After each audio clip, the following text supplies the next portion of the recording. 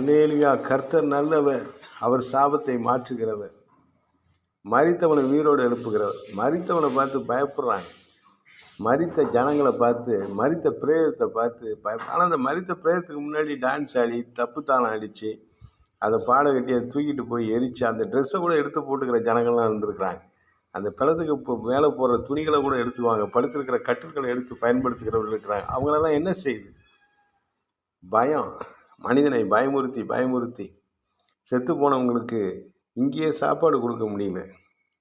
மரித்த பின்பு அவன் எப்படி சாப்பிடுவான்? ஆனால் அவனை சொல்லி ஒரு கூட்டம் அவனுக்கு நிறைய காரியங்களை நடத்தி அது மூலமாக பொருட்களை வாங்குது.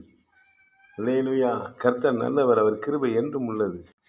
தேவன் நல்லவர், அவர் ஒத்தாசை செய்கிற தேவன். பாருங்க, ஒரு கூட்டம் எப்படிலாம் முட்டாளாக்கி வைக்க, இந்த ஜனங்கள் முட்டாளாக இருக்கிற இதை தெளிவுபடுத்துறது இயேசு கிறிஸ்துடைய உபதேசம். இது எப்படி பிடிக்கும்?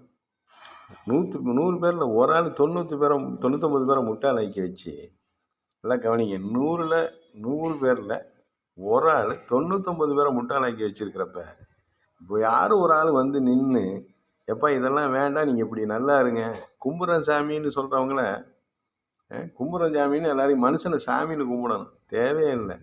அவர் ஒருவருக்கே ஆராதனை செய்யணும், சிருஷ்டிகர்த்தருக்கு தான். மனுஷனுக்கு ஆராதனை கிடையாது. இங்கே நிறைய மனுஷனுக்கு சாமியாராக இருக்கலாம்.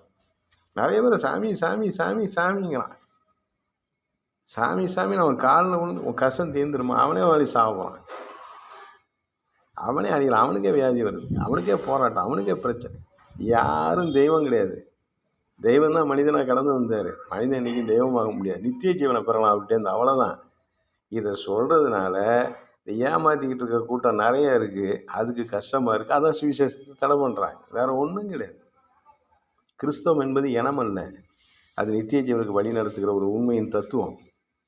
அது பல இனங்கள், பல ஜனங்கள் அதில் இருக்கிறாங்க. இது இந்த ஒரு தேசத்துக்கோ அல்லது ஒரு மக்கள் கூட்டத்துக்கோ அது சொந்தமானதில்லை. முழு மனு குலத்துக்கு இயேசு கிறிஸ்து ரத்தம் சிந்தி இருக்கிறார். வேறு யாரும் ரத்தம் சிந்த முடியாது. உங்கள் ரத்தத்தை வேணால் குடிப்பான், உங்கள் ரத்தத்தை எடுப்பான், ஆட்டு ரத்தத்தை குடிப்பான், மாட்டு ரத்தத்தை குடிப்பான், முயல் ரத்தத்தை குடிப்பான், கோழி ரத்தத்தை குடிப்பான். இயேசு தன் ரத்தத்தை கொடுத்ததுனால தான் அவருக்கு நான் ஊழியக்காரனாக இருக்கேன், ஊழியம் செய்கிறேன். இயேசு கிறிஸ்து தன் ஜீவனை கொடுத்ததுனால தான் நான் ஊழியம் செய்கிறேன். ஜீவனை எடுக்கிறதுங்களை போய் நம்ம கும்பிட்டுட்டு இருக்க முடியாது. நமக்கு புத்தி இருக்குது, புத்தியில் நம்ம சிந்திச்சு பார்க்கணும். இயேசுவே மெய்யான தேவன், அவரே மக்களுடைய பாவங்களுக்கு மரணத்தை கடந்து வந்தவர். அவர் சாணியில் அடித்தாச்சு, அவர் பொழைக்கல, அவர் மரணத்தை கடந்து போனார். நீ மரணத்தை ஜெயிக்கிறதுக்கு அவர் மரணத்தை கடந்து போனார். அல்லேலூயா. வைராக்கியம் கொண்டு கர்த்தருக்காக ஊழியம் செய்ய புறப்படுவோம். யுத்தம் கர்த்தருடையது, ஊழியம் உங்களுடையது.